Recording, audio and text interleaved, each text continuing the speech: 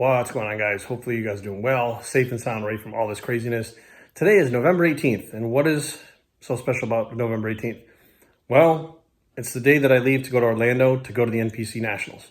So this will be the first time I attend the NPC Nationals. As of right now, I'm working the check-ins.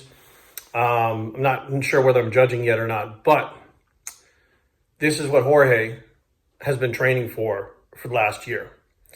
In June, when I started training with Jorge at his house, at his studio at his house, he had told me that he wanted to go on to nationals this year. It was originally Universe. He wanted to do Universe. And so, the amount he has grown in the last year or two, I was like, holy shit, now he's got a shot. And we made the plan to bring him in as a lightweight. Now, he usually competes as middleweight.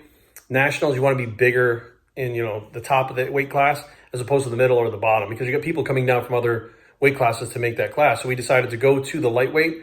You guys have seen some of the training that we did, more of the off-season stuff, and you saw some of the stuff that we launched at a pre-contest, but it was really more about not filming, and I wanted to make sure we had those sessions where it was just him and I.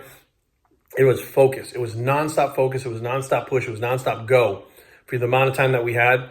And it's definitely, a bittersweet thing. I'm happy that it's here. I'm actually kind of sad that it's over because it was a fun process. It was more fun for me than it was Jorge, because this guy, poor Jorge, man, he was, we had to pull about 12 to 13 pounds of muscle off his frame to fit him into that weight class.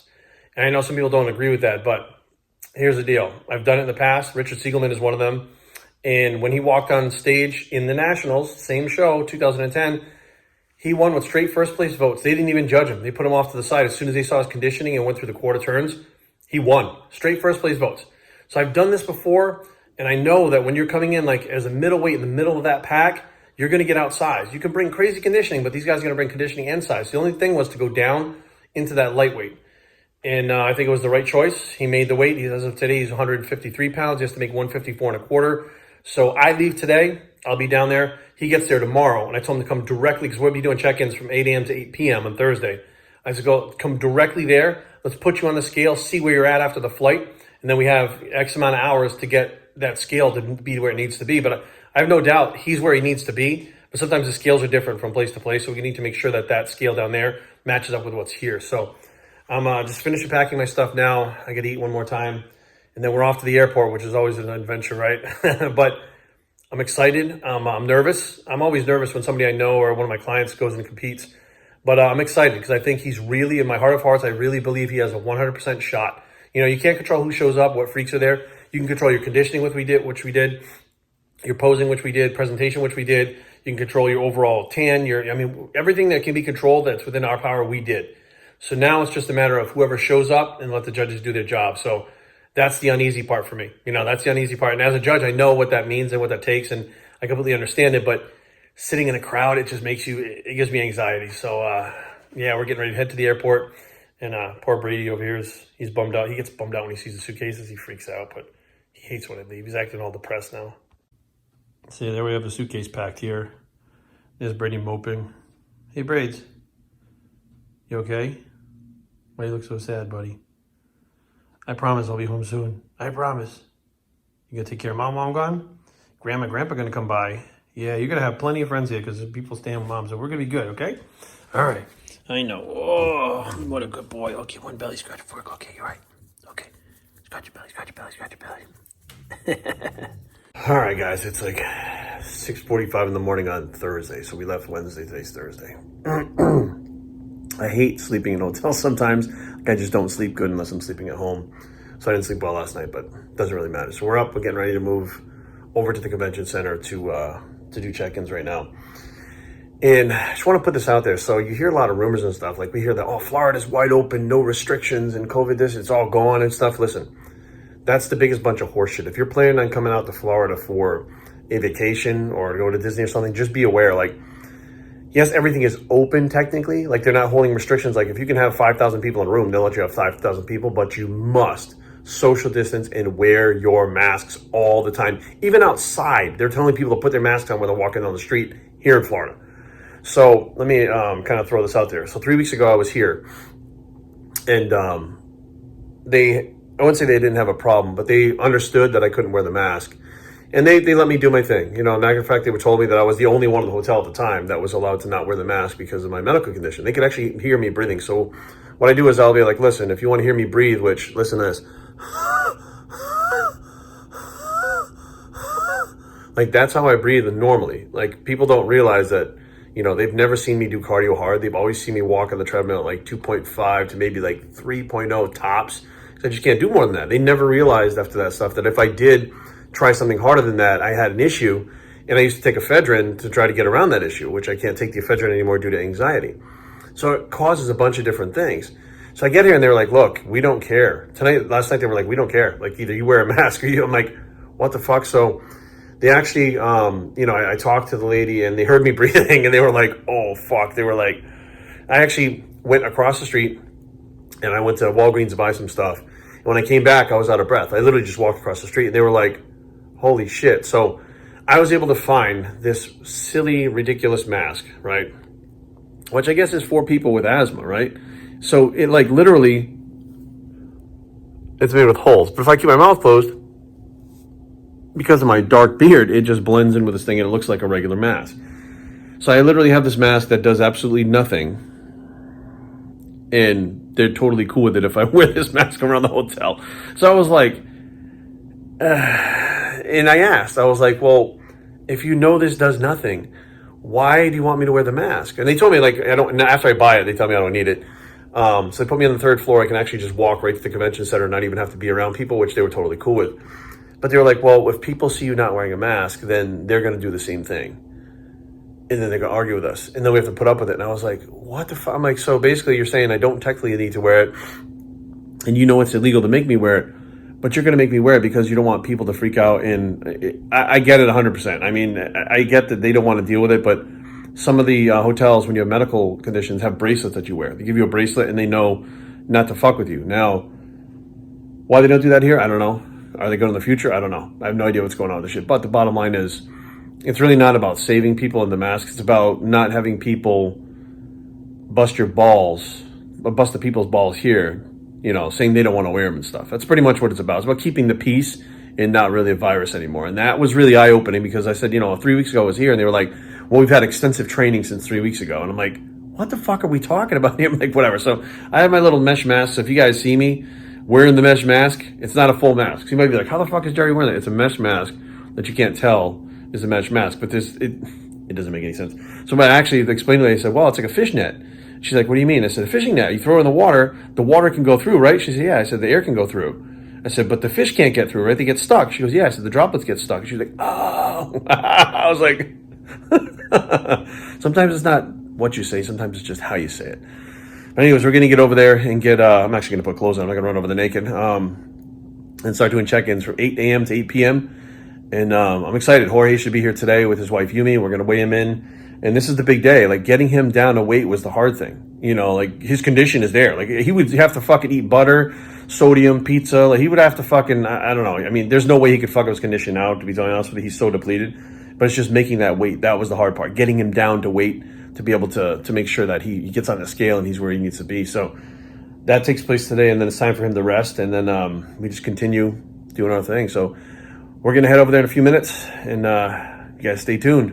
I'm going to put my crazy mask in my pocket, take all my vitamins, and get rolling. Sunrise happening over here in Orlando. It's actually pretty cold here, to be honest with you.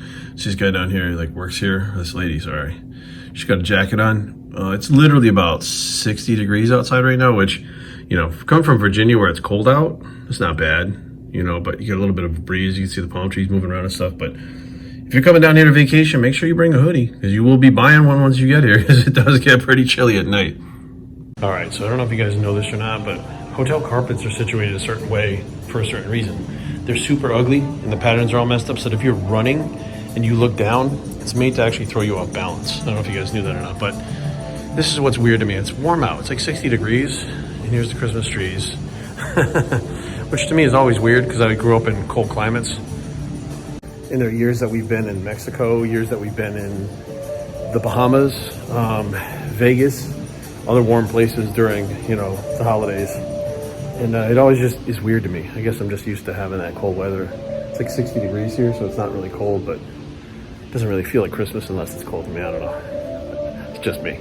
So right here is the list of every single nationals champion that has ever won the overall. And of course it ends over here 2019. We're gonna start in 2020. And right here at the top, Lee Haney, first overall champion, the king. And Rod, did you know that Lee Haney is here this weekend? Yes. And he's gonna be presenting awards? And having dinner with the overall winner. Oh, and dinner with the judges? Overall winner. All right, so today for check-ins, Mr. Rod Smith and I are doing classic. And this is the height thing. We didn't get the scale yet. Scale's on its way. But this is the height checker. And it's funny because this is actually my handwriting from the last time we used these at Masters Nationals, last time we were here. So I just wrote these in here because it makes it so much easier. If you go 5 feet, 1, 2, so whoever's using this, they don't have to actually count the things. They can just look up and see the numbers and it's faster. So this place is just ginormous. This is just check-ins. There's still another room where that door is. Where's the door? It's on the other side of them. Right there, that's where that door is. When you go through the door, the pump-up room is the next one. It's this size, and then the show is actually in one after, which is this size. So as we exit the check-ins, this is the pump-up room, which is not really set up yet. A few mirrors. But if we head through here, I guess maybe that door, I guess this is where we head through over here. As we come around the corner here, this is actually the backstage for the athletes that come through here. And the staging is being set up here, auditorium. I like the little balcony thing, it's pretty cool. So this is a pretty big setup. So I mean, Nationals technically is our Super Bowl of the NPC. It is the best of the best from around the country. And this weekend we're gonna find out who those top dogs are. I'm excited, pumped. Even though it's super early in the morning, I'm still pumped. Yeah, we got number meal 2 of the day. So normally I don't even eat during the check-ins and stuff, but we started really early today. And it is about, I don't know, what time is it now? It's about 4 o'clock now. We started at 8 o'clock in the morning. So I'm eating the mashed potatoes, the steak. I'm not gonna eat the onion strings or whatever that is. This is from Maggiano's, which is not usually a place that I eat, but this will do for now. All right, guys, here he is. Time to get on the scale and see what's up. Need to make 154. Where'd the other ones go? We're at 152. There you go, man. Good job. Get a couple poses, man. Yeah, getting that better lighting like that. Better lighting over here on this side. Now you can start eating, man. Atta boy. Good job. All right, Jorge, now that you get some food in you, right? I can see your face. Your face looks like death, which is good. All right, let me see. Up and then flex the shit out of that obliques. See if we can see that detail in there. Yeah, dude, you're graining all the way through right through the oblique, man. Good to go, man. That's it, man. Time to rest. Let's get it going. We got the super heavies weighing. What did he weigh in at? 277. 277 right now. 277 freaking pounds.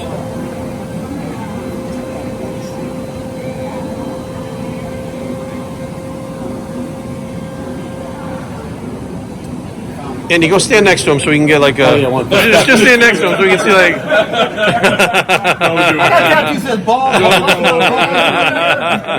Andy, what do you weigh? What do you weigh? Andy, what do you weigh? I'm $190. So 190 and that's 270. He looks like he ate you. Like you're the meal. As soon as he's done weighing in, he's gonna eat you. You look a little flat, Andy, maybe a little carbs, you know? Little carb up, you'll be fine, Andy. All right, y'all, finish up the vlog for the day here. It's like, it's literally like 12:30, 12:45 at night. I just got done taking a shower. I just literally got done doing my emails and stuff. So I kind of fill you guys in so we can actually finish this vlog here and continue tomorrow. So of course, Jorge made weight, which was actually really the hardest part for him because he had to diet off about 12 to 15 pounds of muscle to get off of his frame to actually make it in the lightweight class. And he did. So that's, you know, that was half the battle right there. And then, you know, the next thing we need to do is get food in them. So I'm not really going to tell you guys what we did because it doesn't matter. And I think that when coaches do stuff like right now, give out what they were doing with the client, it basically sends out the message like, this is what you should do. Like if you're watching this video and we're trying this is what you should do. And then the person tries it and then it doesn't work like it did on the other person because of all these other variables that we just haven't talked about. And next thing you know, that person is like, well, this fucking trainer sucks. This person sucks. They don't know what the fuck they're doing. I tried his program. I tried this. I tried that. So I'm like, you know, the people get upset when it doesn't work. They argue. it's just a big bunch of bullshit. So therefore, you know, we needed to get some food into him. So we just used foods that we knew that his body liked and, you know, he had been using all along. Get those foods into him. And then checked him out again. And he was even tighter after we were done eating and drinking water. Like he was, because he didn't really get to eat at all. Like he couldn't eat before he got on the plane. He couldn't eat till he got here to make sure that he was under that weight on the scale. And we'll talk about that another day, about the scale and the heights and the weigh-ins and stuff like that, because a lot of people were off this time, meaning that they didn't nail their weight classes and they had to go try to lose the weight. And, you know, you had plenty of time to get that weight down. And what I like to do is usually try to have somebody come down extra 2 pounds, just in case the scale's a little bit heavy when we get there and it's not as on par accurate as you know, the one that they have at home. If you're down 2 pounds extra, then it'd be more likely that you'd have to lose a lot less weight, if any at all, if you didn't make that weight class, because you'd be heavier at home. So that's always my advice, which is what we did here. So when he got on the scale, he was 152, needed to be 154 and a quarter or 3/4, I think. No problem. Made weight. It's time to eat, time to rehydrate. And that's what we'll do. Continue slowly tomorrow, all day, all night. We'll gauge it, you know, every couple of hours. We'll look at him and see how much he should be eating, if he's eating anything, how much he should be drinking. Like, this is what it really takes when you're at a show at this level. Like a pro card is in line. He's in 2 different divisions. He's in A class on classic, and he's in the lightweights for bodybuilding. So there's 2 pro cards in each division. So he's got a chance to get 4. He's got 4 chances tomorrow to get a pro card, and those are pretty good odds with how he's looking. You know, so now it's, you know, the hardest part was actually getting down to weight. Now we have to take it so slowly that nothing can go wrong, and try to anticipate what could go wrong, so that if something does go wrong, we were anticipating it, so we know what to do and have a plan already. So that's kind of where we're at now, and everything so far, knock on wood, is going smoothly. It's going well, and we're not doing anything drastic, so I don't foresee any kind of things changing, except him filling out a little bit and getting even more crispy and more shredded than he is already, which he had everybody's attention. Everybody was like, what the fuck? I mean, he's, you know, he's definitely, I mean, one of the hardest guys that came in here all day long. So it was cool to see that him, you know, taking that to the next level and having like even the top people in the industry like stare at him and go like, what the fuck is up with this kid? You know, he really brought it. So now I got a couple more emails to do. I'm gonna go heat up some food because I'll eat one more time before I go to bed, and then wake up in the morning, touch base with Jorge and you and me, and see where they're at and see how he's looking, and then we'll start figuring it out from there. And day 1, which is the all the women, I think, go tomorrow. It's bikini, figure, physique. I think all the women's divisions go tomorrow, yeah. And then Saturday is all the men's divisions in the morning, and then all the overalls at night. I mean, all the night shows, like the finals. So yeah, so tomorrow's like bikini. I know a few bikini competitors here, a few wellness competitors here. So I'm gonna go up there and see them and support them. Like, I've known most of them for years, and people that I know that live in different parts of the country that I've actually met and hung out with stuff. And you know, because you live in different parts of the country, you don't get to see them much, and they kind of all convene here. So that's cool too. That's another thing about national shows. You see people from all over the place you normally don't see, because it's not the local shows. You know, you get people from traveling in and stuff.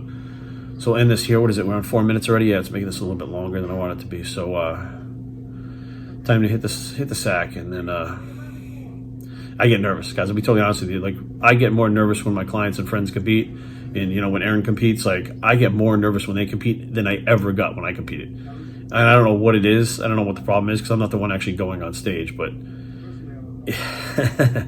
it's just weird. So I mean, it's exciting, but it's weird that I get so worked up. But I'm just so emotionally invested in, you know, these people when they finally get up there, and I've seen what they've had to do to get there, and I know what that takes.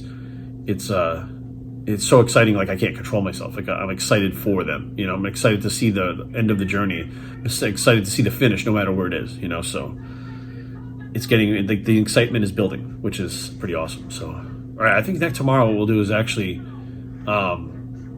maybe go in there and show you guys the stage tomorrow. So tonight, I actually get to walk on the stage at the Nationals. Now, as I was walking up, a bunch of judges were with me and stuff, and show promoter, and I was like, you know, I always wanted to walk on stage at Nationals one day. I didn't think this would be how I did it. And I walked up the stairs, and I walked across the stage, and I stood there for a second. I looked out, and I was like, wow, my perspective has really just changed, you know, being a judge. Like, that stage is not so scary now.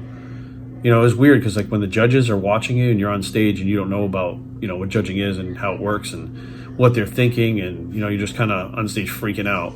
wondering. If you really knew what went on, you would really concentrate more just on your physique and not on your personality, and not like how you stomp the stage when you do your real lat spread, or how you smile at the judges. You would just concentrate on your physique, because that's all the judges are doing is picking your physique apart. Like, they're not doing anything except just systematically, methodically, excuse me, just picking your physique apart top to bottom, trying to find any flaws they can, and then decide who has the least amount of flaws or who has the most amount of flaws, or etc. So I'm standing on that stage thinking to myself, man, tomorrow people are going to expose themselves. They're the best in the country. Everybody's coming here to see them, and they're going to expose themselves to be judged in front of everybody tomorrow. Like, it all boils down to this: the entire year of training for people, nationals, the big show, right? The most prestigious, some would say, of all of our national or shows or our pro qualifiers. This is it. This is the big day for many people, and people are in shape, man. I'm telling you, if you guys follow us online, it's going to be streaming tomorrow.